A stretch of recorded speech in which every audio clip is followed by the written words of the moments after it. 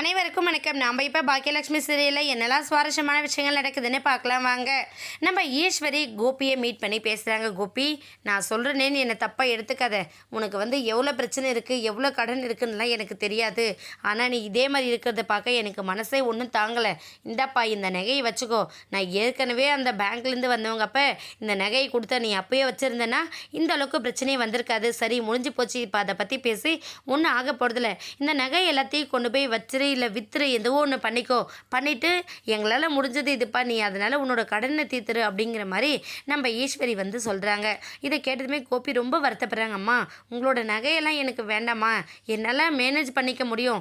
என்ன ஆஃபீஸ் தான் இழுத்து மூடிட்டேன். சொந்தமாக ஒரு ஆஃபீஸ் ஓப்பன் பண்ண கண்டிப்பாக லேட் ஆகும். ஆனால் அதுவரை நான் சும்மா இருக்க மாட்டேன். ஒரு நல்ல வேலைக்கு போயிட்டு என்னோட நிலைமையை பழையபடி நான் மாற்றுவோமா, நீங்கள் ஒன்றும் கவலைப்படாதீங்க அப்படின்னு சொல்லிட்டு நம்ம ஈஸ்வரி கிட்டே சொல்கிறாங்க. ஒரு பக்கம் தாத்தா, டேய் இப்போ வாச்சு எங்களோட பேச்சை கேளுடா அப்படின்னு சொல்லிட்டு அந்த நகை எல்லாத்தையும் கோபி கையில் ஒப்படைச்சிடுறாங்க.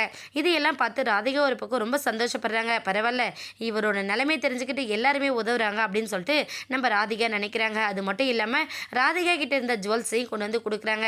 எவ்வளோ கடன் இருக்குன்னு எனக்கு தெரியல கோபி, இதெல்லாம் அடிச்சுட்டு பத்தலை அப்படின்னா நீங்கள் பாருங்கள், நான் ஃப்ரீயாக தான் செக் கொடுத்துருக்கேன். இதில் நான் எதுவுமே ஃபில் பண்ண கிடையாது. உங்களுக்கு எவ்வளோ அமௌண்ட் இருக்கோ எடுத்துக்கோங்க.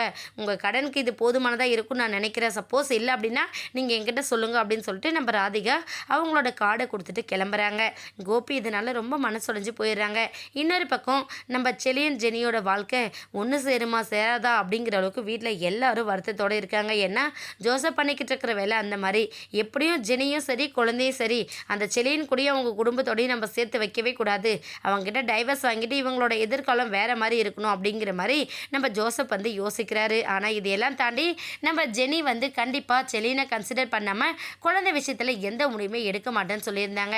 இதனால் நம்ம ஜோசப்க்கும் ஜெனிக்கும் ஒரு பெரிய ஆர்குமெண்ட்ஸே போய்கிட்டு இருக்கு. இதை பார்த்துக்கிட்டு இருக்கிற மரியம் ஒரு பக்கம், ஏங்க கொஞ்சம் பொறுமையாக இருங்க, ஜெனி நம்ம கூட தான் இருக்கா, ஆனால் அவளுக்குன்னு ஒரு முடிவு எடுக்கிற கெப்பாசிட்டி இல்லைன்னு நினைக்கிறீங்களா? அவளால் எல்லாமே முடியும், அவளால் முடியலைங்கிற பட்சத்தில் நம்ம பார்த்துக்கலாம், இதுக்கப்புறம் அவள் விஷயத்தில் நம்ம தலையிட வேண்டாம் அப்படிங்கிற மாதிரி நம்ம மரியம் சொல்கிறாங்க.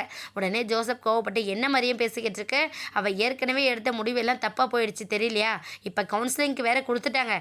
இதில் அவங்க ரெண்டு பேரும் மனசொத்து போகிற மாதிரி தெரிஞ்சுது அப்படின்னா அப்புறம் டைவர்ஸ் கொடுக்க மாட்டாங்க. அதனால் இவளோட விஷயத்தில் ரொம்ப ஸ்ட்ராங்காக இருக்கணும். அவள் வேற ஒரு பொண்ணோட தொடர்பில் இருக்கிறா, நமக்கு செட் ஆகாது அப்படிங்கிற விஷயத்த இவ தான் தெளிவுபடுத்தணும் அப்படின்னு சொல்லிட்டு நம்ம மரியம் கிட்ட சொல்லிக்கிட்டு இருக்காங்க. ஆனால் இவங்க எல்லாரும் யோசிக்கிறதை தாண்டி நம்ம ஜெனி செலியனோட சேர்ந்து சந்தோஷமாக பழையபடி வாழ போகிறாங்க. வெயிட் பண்ணி பார்க்கலாம். இந்த வீடியோ உங்களுக்கு பிடிச்சிருந்தா மறக்காமல் நம்ம சேனலை சப்ஸ்கிரைப் பண்ணுங்கள். தேங்க்யூ.